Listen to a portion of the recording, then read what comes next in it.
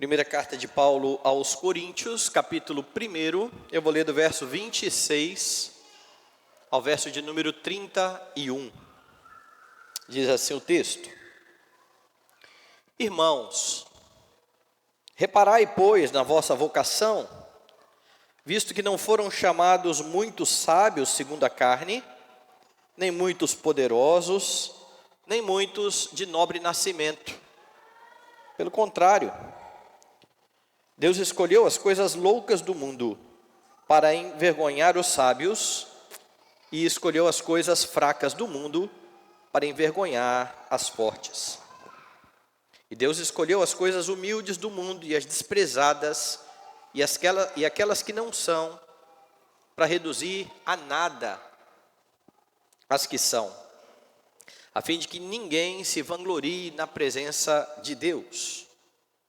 Mas vós sois dele, em Cristo Jesus, o qual se nos tornou da parte de Deus sabedoria e justiça e santificação e redenção, para que, como está escrito, aquele que se gloria, glorie-se no Senhor. Vamos orar, meus irmãos. Bendito e eterno Pai, teu povo congregado nesta noite se apresenta diante de Ti pelos méritos de Cristo o Salvador.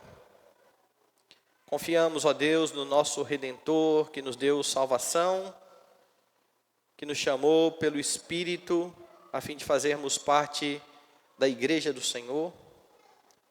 Nos alegramos em poder exaltar a Tua majestade, cantar louvores ao Teu nome, mas principalmente saber, ó Deus, que o Senhor se agrada em instruir a Tua igreja por meio da Tua palavra viva e eficaz. Ó Deus, a Tua palavra foi lida neste instante. Ela será pregada, que o Senhor dê, que ela seja pregada com autoridade e que o Teu Espírito que habita em nós aplique poderosamente o Evangelho em nosso coração. É a nossa oração. Em nome de Jesus, amém. Meus irmãos, nos versículos anteriores ao texto que foi lido nessa noite, Paulo tratava da pregação do Evangelho. Você pode notar nesses versículos que a fiel pregação do Evangelho é aquela que não busca agradar aos homens. No contexto da carta, isso é bastante importante de você notar, porque os coríntios, querendo agradar a si mesmos, começaram a se dividir em nome de alguns dos seus líderes. É por isso que você encontra no texto facções dentro da igreja.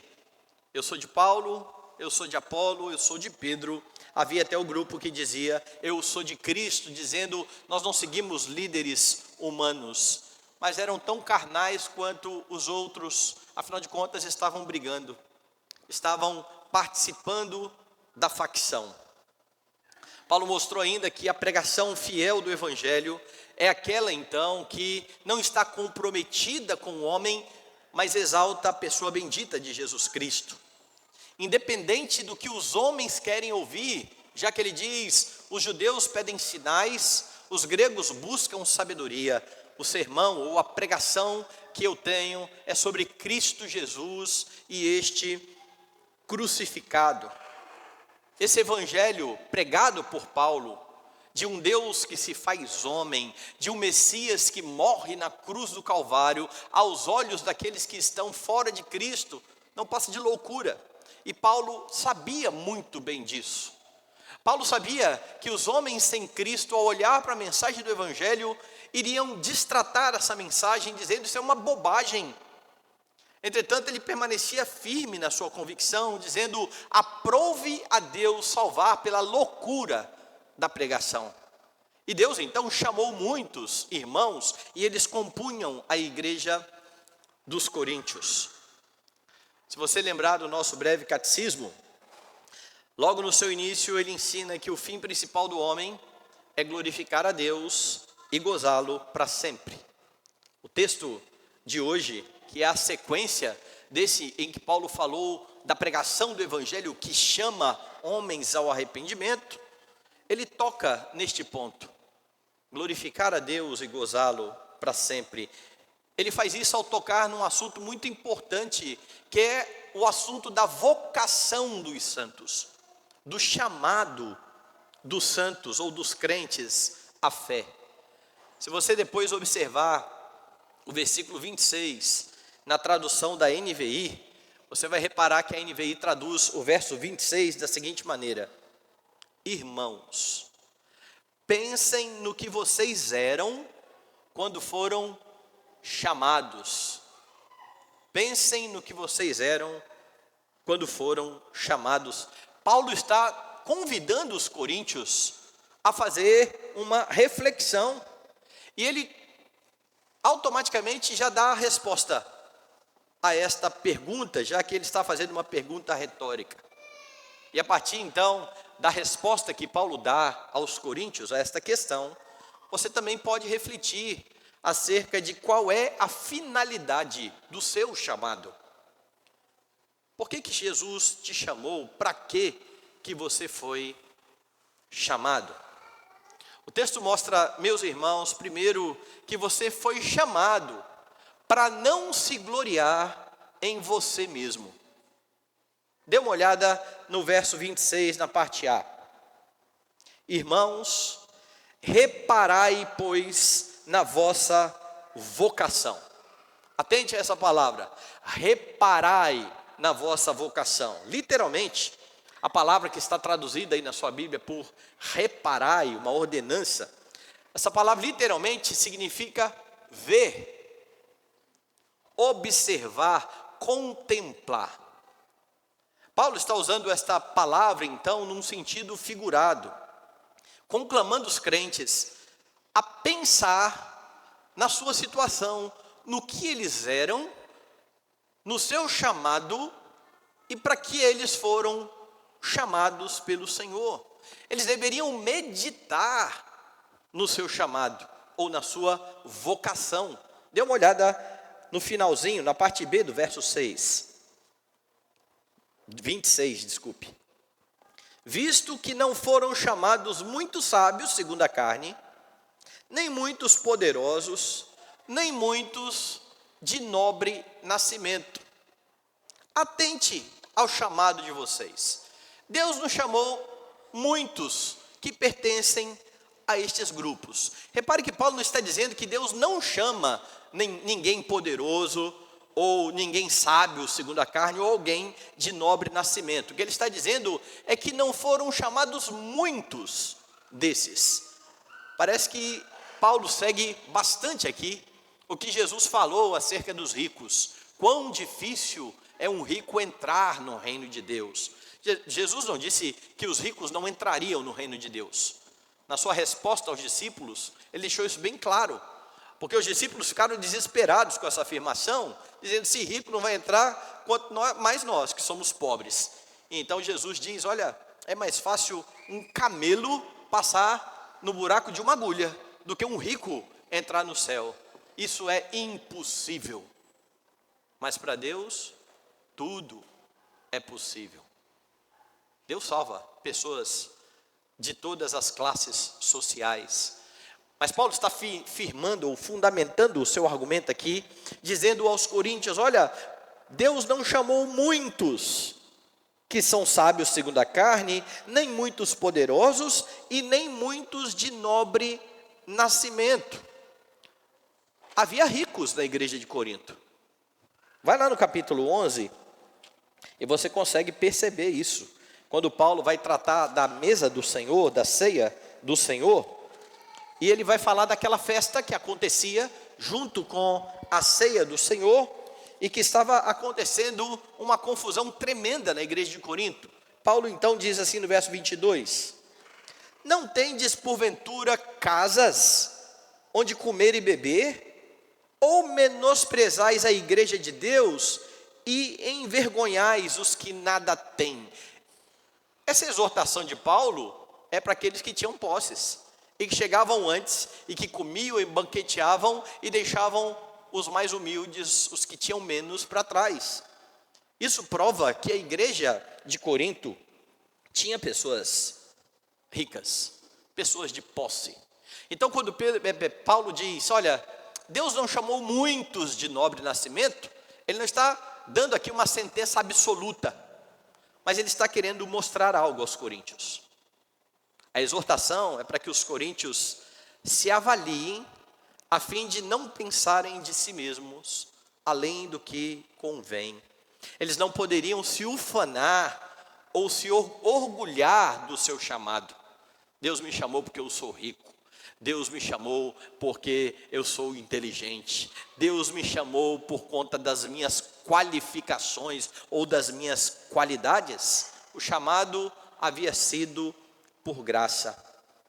A igreja de Corinto não era composta de famosos, de pessoas nobres, não era composta de intelectuais, eram pessoas simples. Em sua maioria, eram pessoas muito comuns. E é isso que Paulo então está lembrando a estes irmãos, visto que estes irmãos simples estão se orgulhando, cada um no seu grupo e dividindo o corpo de Cristo.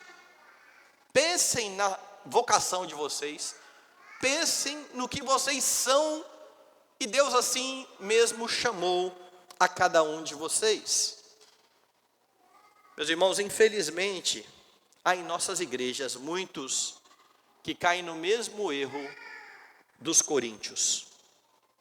Pessoas que olham para si mesmas como se fossem pessoas diferenciadas, como se tivessem ido a Cristo porque são inteligentes, porque são pessoas diferentes, por serem melhores do que os outros, por ter uma índole melhor do que a índole de outros. E quando crentes começam a pensar de si mesmos, além do que convém, começam a surgir as divisões. Não tem jeito. Se você acha que é melhor do que outros, você vai se ver dessa forma e você vai agir como se de fato isso fosse uma realidade. Há divisões, há falta de perdão. Por que há falta de perdão? Porque o raciocínio é mais ou menos o seguinte: quem o fulano de tal acha que é para fazer isso comigo? Para me tratar dessa forma? Pessoas que pensam assim, pensam que são melhores que as outras. Fulano de tal que pecou contra você é um pecador tal qual você é um pecador. E dessa vez foi ele que pecou contra você. Cuide para que da outra vez não seja você a pecar contra ele. Mas se você pensa de você além do que convém, você sequer quer conversar com essa pessoa, quer ouvir o seu pedido de perdão, ou talvez uma explicação, porque aquilo que é visto por você como um pecado cometido, para outra pessoa não foi. Ela não teve a intenção de fato de pecar, apesar de ter ofendido. E se você não fizer o que a Escritura diz para você fazer, se seu irmão pecar contra ti, vá até ele, aquela pessoa nunca irá saber que pecou contra você. A ordem de Jesus, de você procurar alguém que pecou contra você, ela exige que você não pense de você mesmo, além do que convém. Eu já disse aqui que a primeira vez que eu li esse versículo na Bíblia, eu falei que não tinha o menor sentido isso. Falei, como é que eu sou ofendido, e em vez da pessoa vir me tratar comigo, eu que tenho que ir atrás ainda? Quero nem saber. Problema dela. Jesus parece que inverte a nossa lógica. Você foi ofendido? Busque o seu irmão. Confronte o seu irmão. Se ele te ouvir, você ganhou o seu irmão. Mas convenhamos, não é algo fácil de se fazer.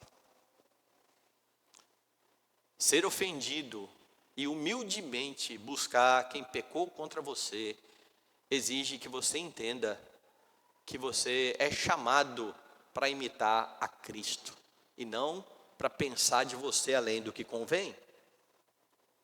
Porque as pessoas pensam de si mesmas, além do que convém na igreja, há aqueles que pensam que merecem um tratamento diferenciado dentro da igreja. Tudo bem, a igreja trata essas pessoas dessa maneira, mas eu não sou igual todo mundo. Eu sou diferente. E exige isso muitas vezes da liderança da igreja. Tudo isso precisa ser colocado aqui no que Paulo está dizendo. Irmãos, considerai no seu chamado. Deus não chamou ninguém por causa do que essas pessoas são ou acham que são. Deus não chamou muitos poderosos ou muitos de nobre nascimento.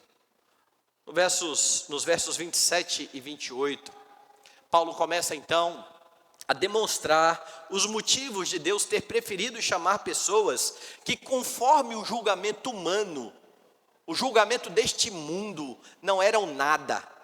Dê uma olhada nos versos 27 e 28. Pelo contrário, Deus escolheu as coisas loucas do mundo para envergonhar os sábios. Esses sábios aqui são os sábios segundo os seus próprios olhos. São as pessoas deste mundo sem Cristo que olham para o Evangelho e dizem que o Evangelho é uma loucura. E Paulo então está dizendo, olha, Deus chamou ou escolheu as coisas loucas para envergonhar estes que acham que são sábios. E escolheu as coisas fracas do mundo para envergonhar os fortes. E é claro, aqueles que acham que são fortes. E Deus escolheu as coisas humildes do mundo e as desprezadas e aquelas que não são, para reduzir a nada as que são.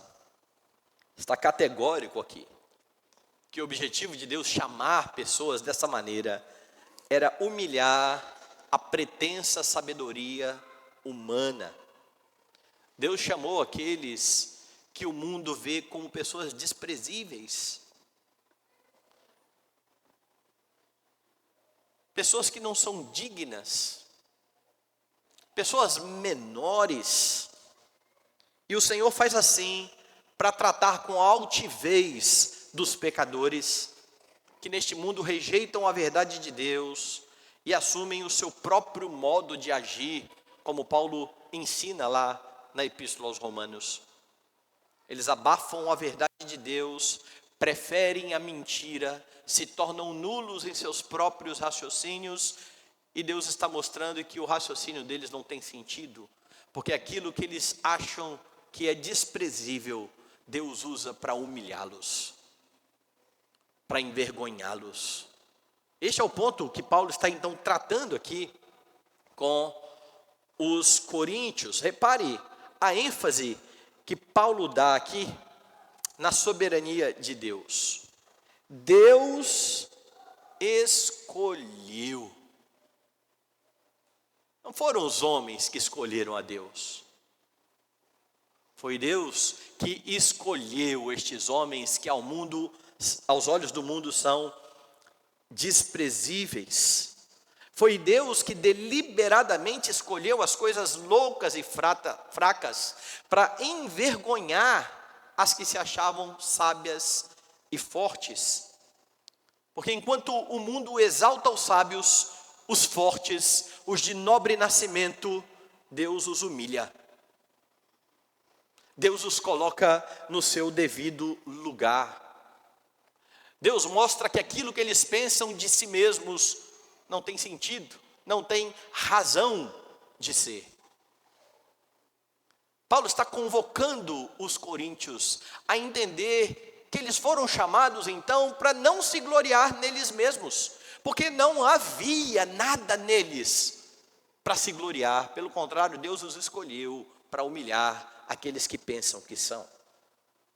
Um grande exemplo disso foram os homens chamados pelo Senhor para ser apóstolos do Senhor Jesus Cristo. Você não encontra ali nenhum filósofo. Você encontra pescadores, você encontra um publicano que ninguém gostava, todo mundo odiava. Estes homens foram escolhidos por Cristo.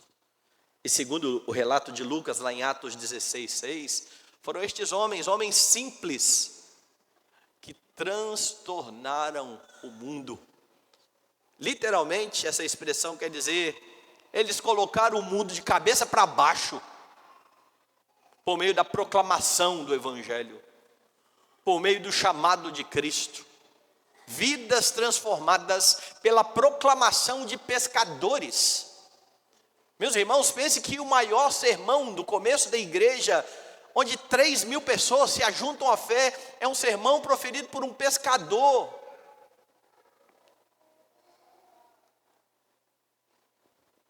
Deus escolhe as coisas fracas para envergonhar aquelas que pensam que são. Se você hoje fosse escolher uma equipe para convencer as pessoas acerca de alguma mensagem, quem você procuraria para a sua equipe? Se você pudesse escolher quem quer que seja, possivelmente você iria atrás dos melhores marqueteiros, você iria atrás dos melhores oradores, dos mais cultos. Não é atrás destes homens que Jesus vai. Não são homens assim que primeiramente Ele chama. E talvez aqui alguém já esteja pensando assim, não, mas Deus chamou Paulo, sim. Curiosamente, fora do tempo, os 12 primeiros, nenhum deles tinha a competência teológica do apóstolo Paulo. Nenhum deles tinha. Não é sem razão que Paulo é que vai escrever a maioria das cartas que você tem, dos escritos no Novo Testamento. Mas a igreja começa, o evangelho, o chamado do evangelho começa com homens comuns. Deus usa 12 homens comuns que espalham a mensagem do cristianismo.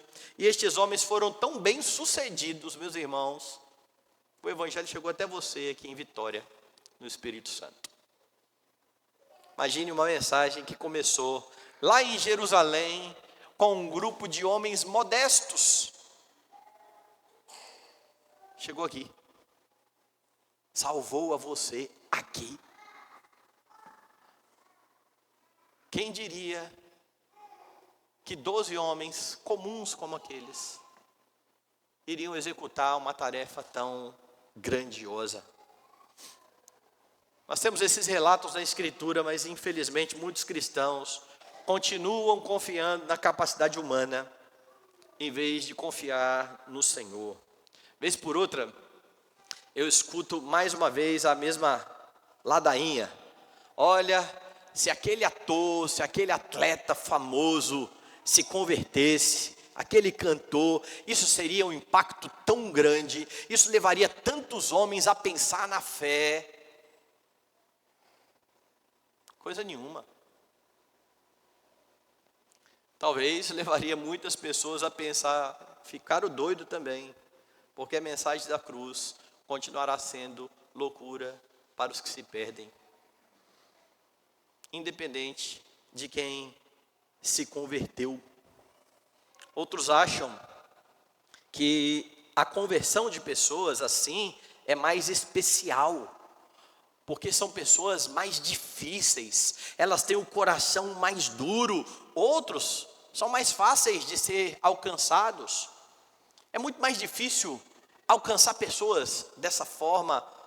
Meus irmãos, a Bíblia retrata o coração humano como caído diante de Deus, como totalmente depravado.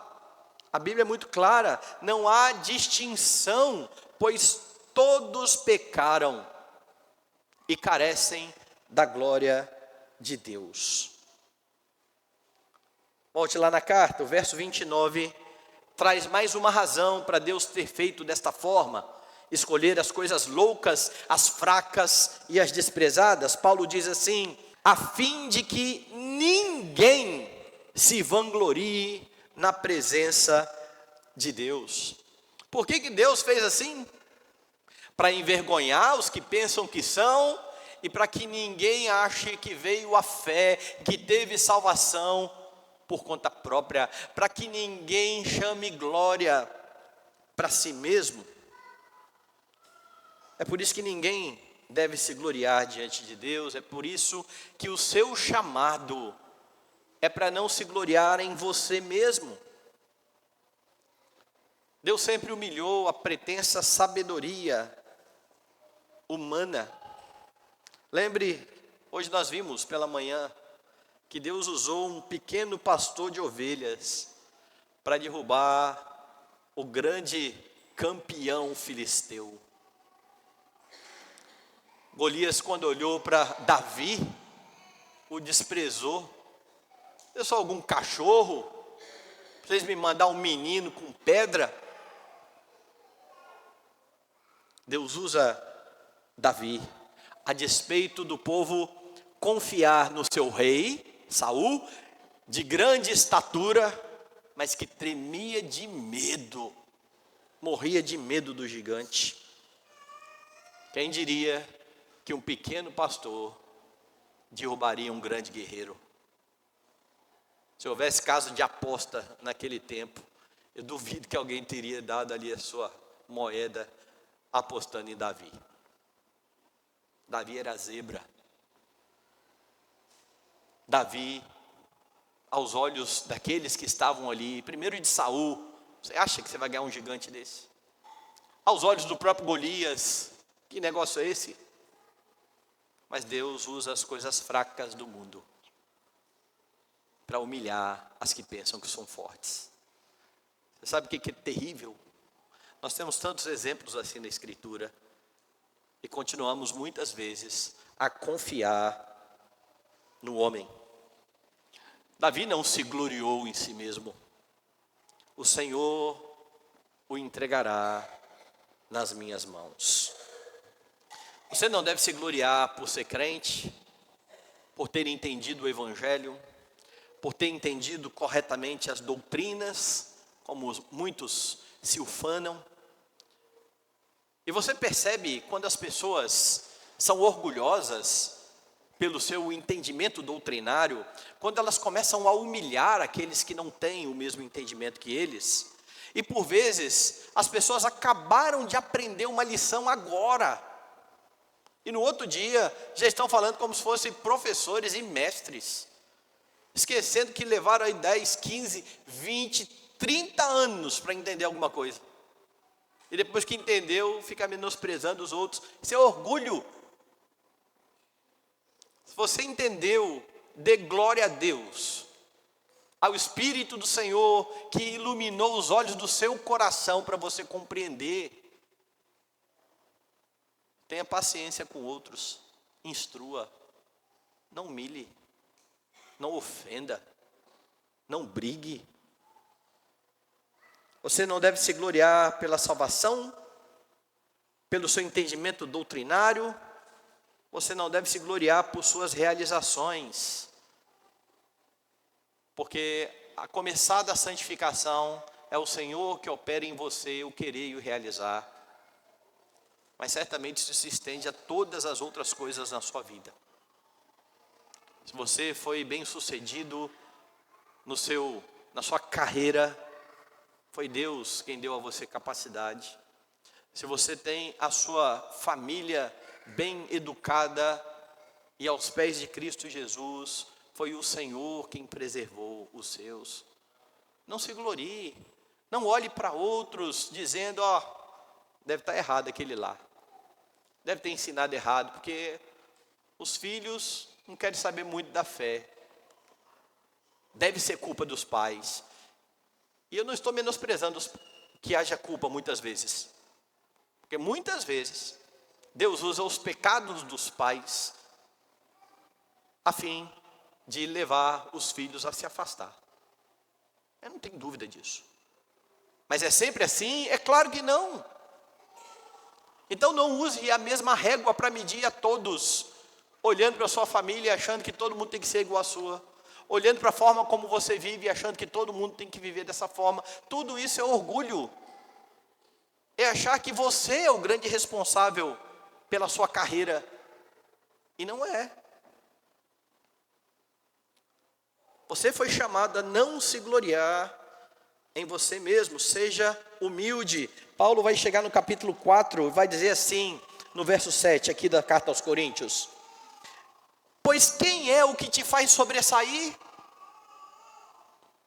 E que tens tu que não tenhas recebido? E se o recebeste, por que te vanglorias, como se o não tiveras recebido? Já já Paulo vai de novo bater na mesma tecla. Por que vocês ficam achando que são vocês que estão fazendo? Você foi chamado a não se gloriar em você mesmo. Essa é a parte negativa do seu chamado. É o que você não deve fazer, mas há uma parte positiva. Você foi chamado a fim de se gloriar no Senhor. Paulo continua desenvolvendo o assunto no verso de número 30, na parte A. Dê uma olhada. Mas vós sois dele em Cristo Jesus. Essa é uma maravilhosa mensagem aos coríntios, porque primeiro Paulo está repreendendo, lembra? Estes homens estão se dividindo em partidos, eles estão dividindo a igreja, eu sou de Paulo, eu sou de Apolo.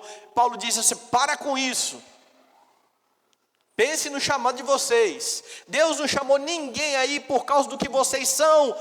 E depois dessa bela exortação, Paulo fala uma maravilhosa verdade: vocês pertencem a Cristo. Vocês são de Cristo. Vocês têm um dono.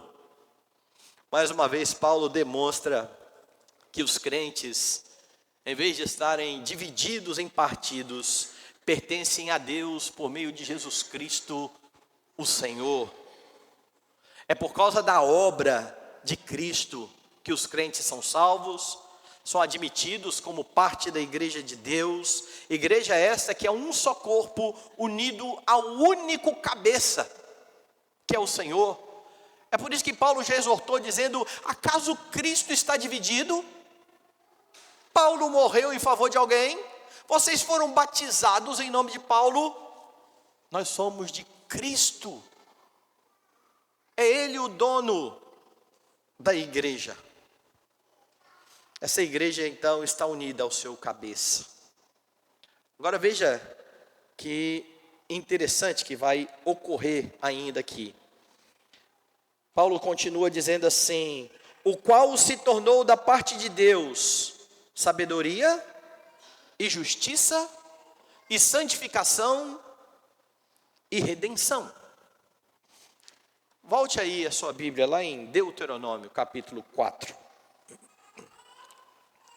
E dê uma olhada no verso de número 6. Aqui é uma exortação de Moisés para que o povo seja obediente. No verso 6 ele diz assim, eu vou ler o 5 e o 6. Eis que vos tenho ensinado estatutos e juízos, como me mandou o Senhor meu Deus, para que assim façais no meio da terra que passais a possuir.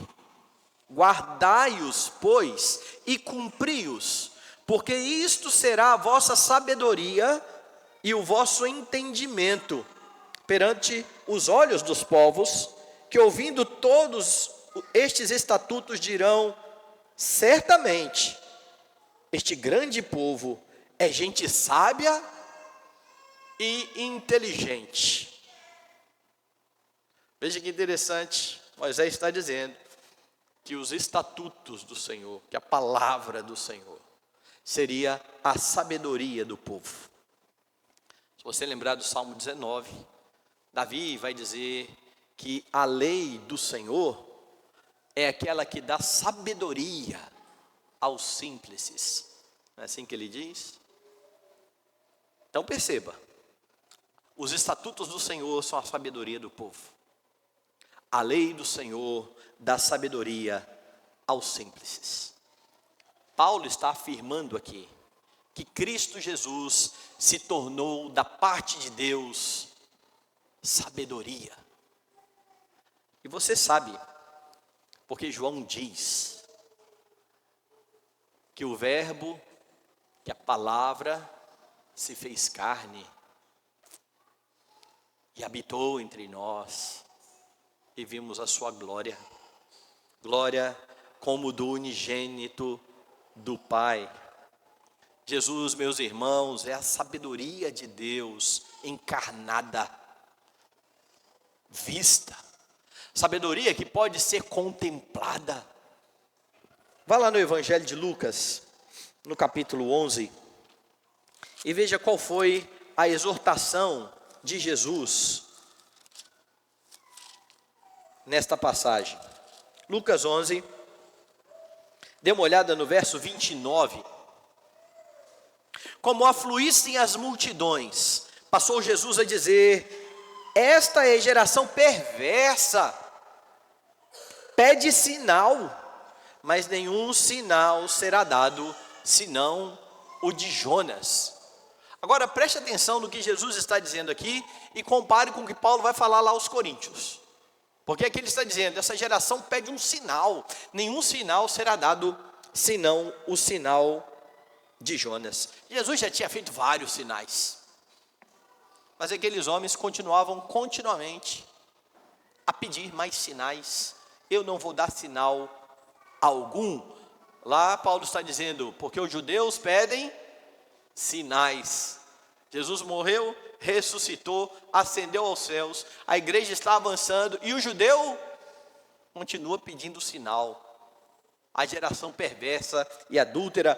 Olha o que Jesus diz ainda, verso 30, porque assim como Jonas foi sinal para os ninivitas, o Filho do Homem o será para esta geração. Agora repare o verso 31, a rainha do sul, ou a rainha de Sabá, se levantará no juízo com os homens dessa geração, e os condenará, porque veio dos confins da terra para ouvir a sabedoria de Salomão. E eis aqui está quem é maior que Salomão.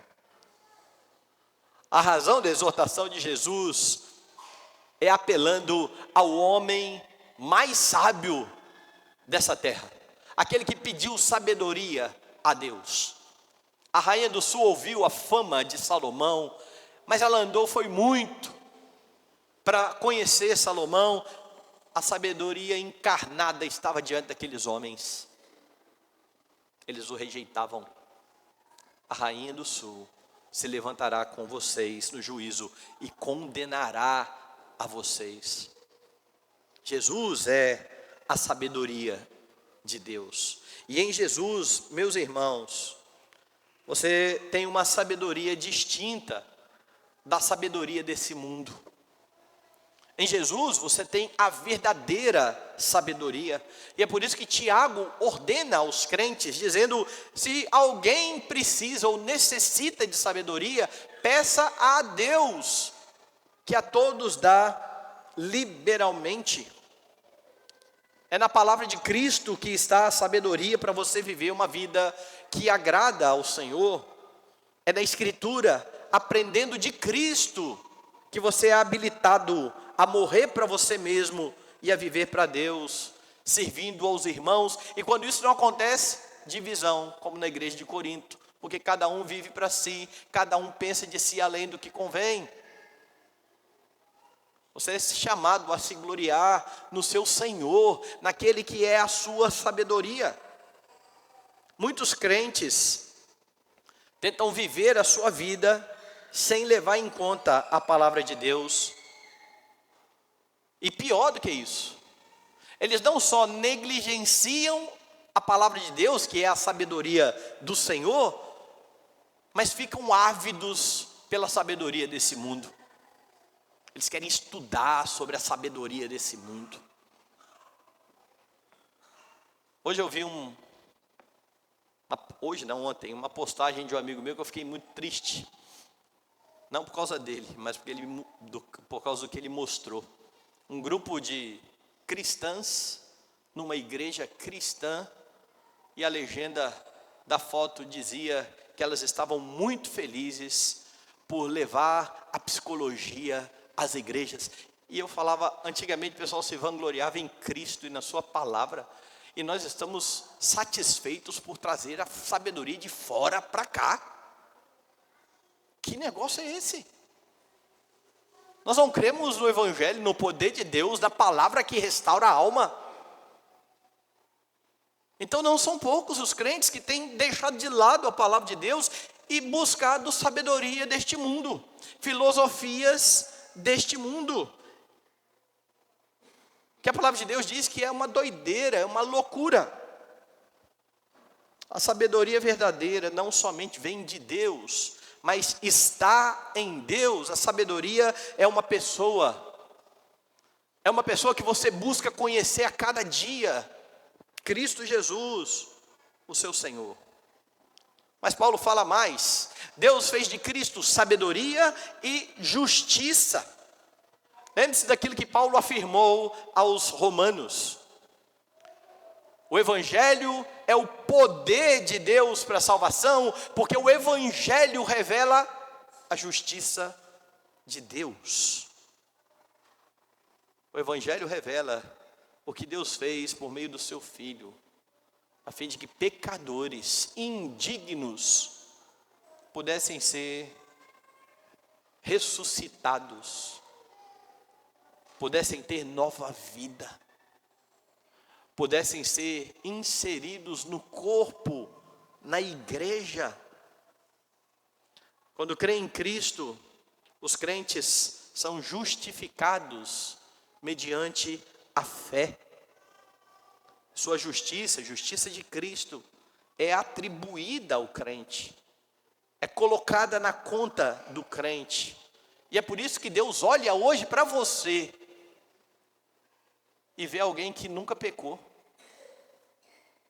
mesmo sabendo você o que você fez já durante esse dia. Quantos pensamentos terríveis talvez tenham passado na sua cabeça, quantas atitudes ímpias talvez tenham sido cometidas, e ainda assim Deus olha para você, por causa de Cristo, como se você não tivesse cometido pecado algum. É claro que isso faz de você alguém responsável por fazer o que nós fizemos aqui no culto, nos apresentar diante de Deus, pedindo que Ele sonde o coração, nos convença do pecado e nos leve ao arrependimento. Mas você não será condenado mais, porque os seus pecados foram cravados na cruz de Jesus Cristo. Essa é a justiça de Deus, justiça que foi atribuída a todo aquele que nele crê. Não há outra maneira de se ter salvação a não ser por Cristo.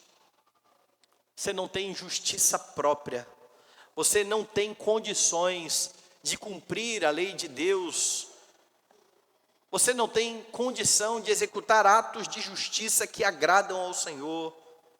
E é por isso que Paulo afirma de forma muito categórica aos Efésios: a salvação é pela graça, mediante a fé. Isso não vem de vós, é dom de Deus, não de obras, para que ninguém se glorie. É a mesma coisa que ele está falando aqui aos Coríntios.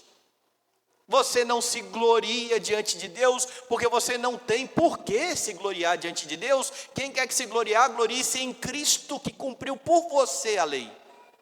Louve a Ele, que em seu lugar fez aquilo que era necessário para a salvação. Mas Paulo fala mais, ele diz que Cristo se tornou sabedoria, justiça e santificação. Salvo em Jesus Cristo, pela graça mediante a fé, os crentes são transformados pelo Evangelho dia a dia. Como Paulo afirmou no começo aqui da carta, os crentes foram santificados, foram separados para ser santos. E é o próprio Deus quem irá santificá-los até o dia final. Como eu disse, há crentes ávidos pela pretensa sabedoria desse mundo, e muitos já não falam mais em pecado, em perdão e santificação. Eles buscam aí informações pretensamente científicas para o seu mau comportamento, para explicar porque eles fazem coisas tão erradas, e dessa forma eles não buscam mais o caminho do arrependimento e da fé, porque a santificação para muitos crentes tem se tornado um processo terapêutico. E se não é uma questão de arrependimento e fé, Não há por que buscar um redentor. Você busca um terapeuta. Eu estive ontem na programação dos adolescentes e assisti uma das palestras que estava ali falando sobre relacionamentos. Foi uma palestra de mais ou menos 1 hora. Eu contei quantas vezes o nome de Cristo e de Deus foi mencionado. Sabe quantas? 0. Apesar do texto bíblico ter sido lido. Os amigos levaram o paralítico. É muito bom ter amigos. Quem foi que curou o paralítico? Não interessa. O que interessa, você precisa se conhecer, se autoconhecer. Sabe qual a melhor forma de fazer isso? Então a moça dizia, terapia. Quantos aqui já fazem terapia? Uma reunião de crentes, onde Cristo não é exaltado e apresentado como aquele que transforma o coração do adolescente. Não, ele tem que procurar terapia para se conhecer. Conhecesse um pouquinho de Calvino, lembraria que nas Institutas Calvino fala que não há forma do homem conhecer a si mesmo, a não ser que antes disso ele busque conhecer a Deus, porque é a partir do conhecimento de Deus que você tem um conhecimento verdadeiro acerca de você mesmo. O problema é que quando você conhece a si mesmo dessa forma, você não gosta do que você vê, porque você é um pecador, um transgressor da lei, que merece o inferno, e é aí que você corre para Cristo. É como o hino que nós cantamos, né, muitas vezes. Um dia senti o meu pecado e vi sobre mim o castigo ou a espada da lei. Sabe o que você faz quando acontece isso? Apressado fugi, em Jesus me escondi, e alívio seguro nele achei. Não é em pensamento, não é em filosofia humana, é em Cristo. É Ele quem santifica o seu povo, e Ele o faz por meio da palavra. Cristo Jesus morreu para santificar a sua vida, para livrar você do seu pior inimigo. E não pense que eu estou falando aqui da morte ou do diabo. Estou me referindo a você. O seu pior inimigo no processo de santificação é você mesmo. A minha luta no processo de santificação é contra Milton Júnior. Não é contra o diabo. O diabo pode atrapalhar um bocado. Mas os desejos do meu coração é que são terríveis. Aqueles que eu preciso negar a cada dia. Não é sem razão, meus irmãos, que o chamado à santificação do Evangelho é para que você negue a você mesmo a cada dia. Tome a sua cruz e siga a Cristo. Jesus, por meio da palavra, está santificando a sua vida, fazendo de você alguém cada dia mais semelhante a Ele. E por tudo isso, é Cristo Jesus, e somente em Cristo Jesus que há redenção. É o que Paulo está dizendo. Veja. Mas vós sois dele, em Cristo Jesus, o qual se tornou da parte de Deus sabedoria, justiça, santificação e redenção. Porque se é assim, se tudo é em Cristo, não faz mesmo sentido que o homem se glorie ou se vanglorie em si mesmo. Por isso a exortação de Paulo no verso 31. Por que Deus fez tudo isso? Para que, como está escrito, aquele que se gloria, glorie-se no Senhor. E Paulo está citando aqui o Antigo Testamento.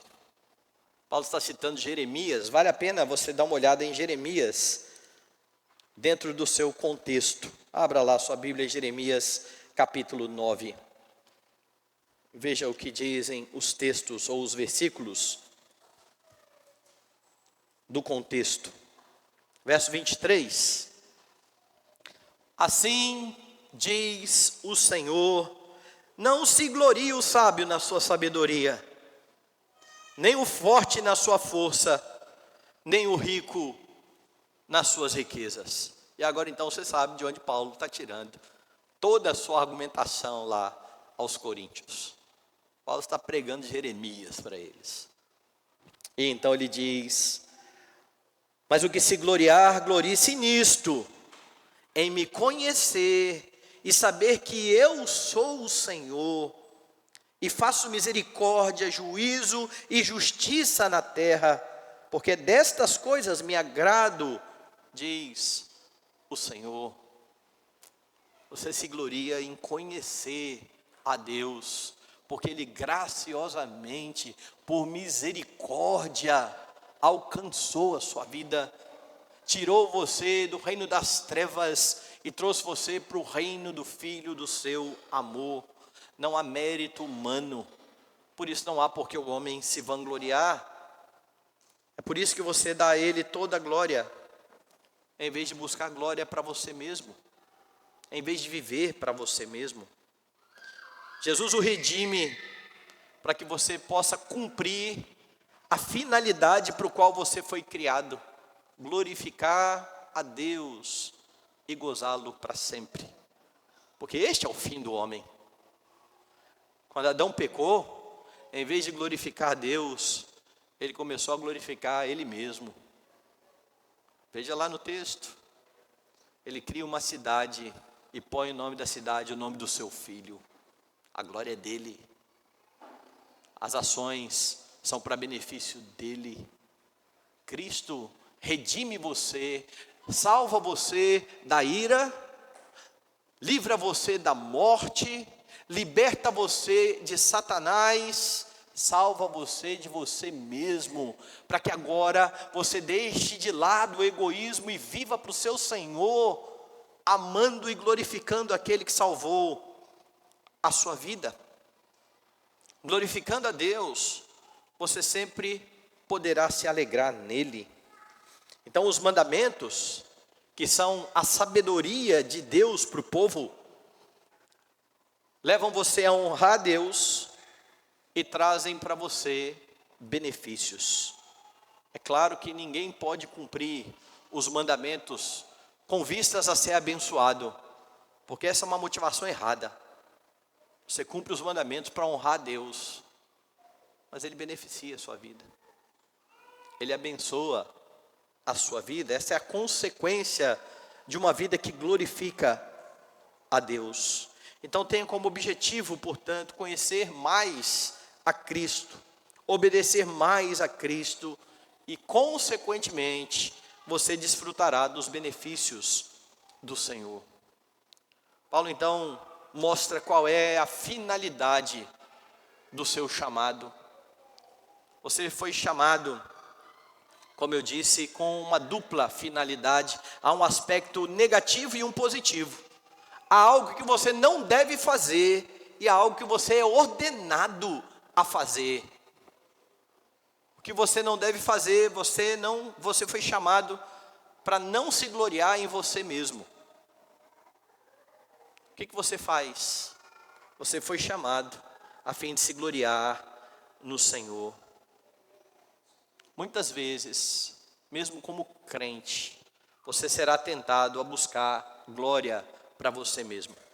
Porque aqui debaixo do sol, todos os dias, você terá de lutar contra o seu próprio orgulho. Você terá de lutar contra você mesmo. E a forma de fazer isso é lembrar que você não foi chamado por causa de quem você é, mas a despeito de quem você é. Foi Cristo, meus irmãos, o responsável por efetuar tão gloriosa obra, a fim de que você pudesse ser justificado, santificado e redimido. Busque a cada dia a sabedoria de Cristo. Ela é encontrada nele. Busque o seu Senhor. Você já está unido a Ele. Você precisa conhecer cada dia mais aquele que salvou a sua vida, e crescendo no conhecimento de Cristo, você cultivará um coração humilde Quando você tira os olhos de Cristo, você começa a se medir pelos outros, você começa a ser tentado a pensar sobre você além do que convém. Você foi chamado para ser de Cristo. Portanto, glorie-se nele e na salvação que ele proporcionou a você.